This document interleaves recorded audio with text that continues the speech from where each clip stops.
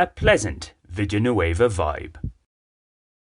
One trend I've noticed in Colombia's low-lying lands, lower than Bogotá that is that even rather small towns have a more sinister side to them compared to their loftier equivalents.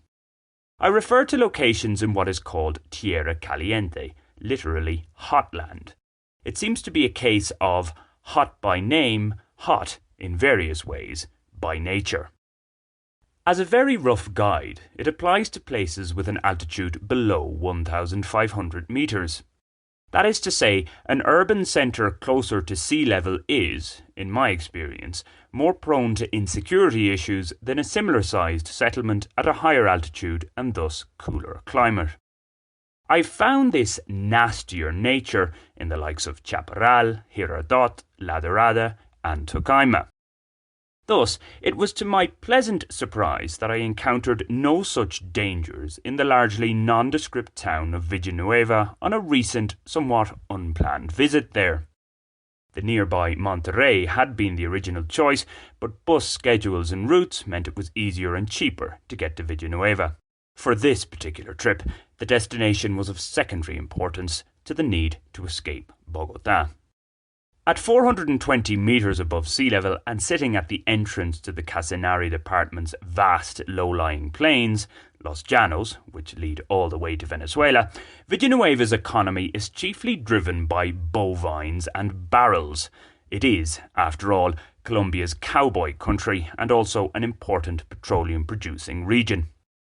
Indeed, the principal peeve is the regular noise from the big oil trucks constantly passing through. As my first night taught me, it's best not to take a hotel close to the main street.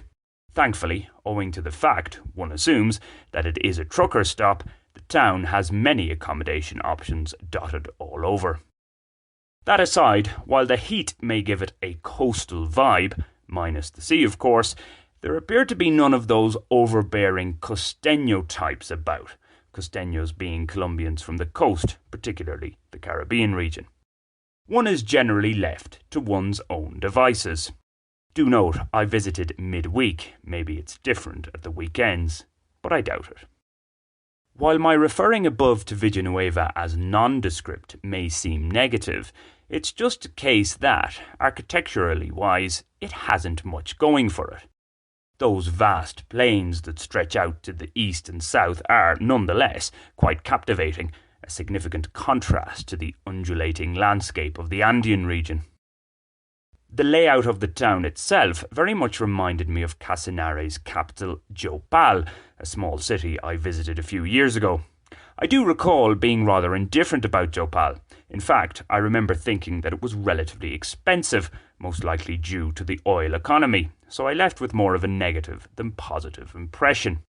Villanueva, on the other hand, seems affordable across the board.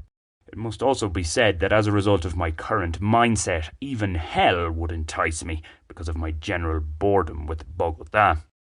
What Villanueva lacks, a stream aside, is a natural cooling off spot within a comfortable walking distance.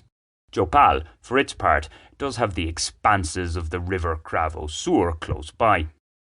There is, though, the impressive Rio Upia, 8 kilometres south. It marks the border with the Meta department, with the small town of Barranca de Upia on the other side, on the river's southern banks. The broad, fast-flowing waters don't look like the best place to go for a refreshing dip all the same. Conditions might be a little tamer in the dry season. Back in Villanueva, the barrios to the northeast of the lively main road offer a chilled-out vibe, nice for a casual wander as the town thins out and runs into sparse woodlands. If the town has a more sinister side, I didn't find it on this visit. And, going by the overall friendly demeanour of the locals, I'd be surprised if it does have one.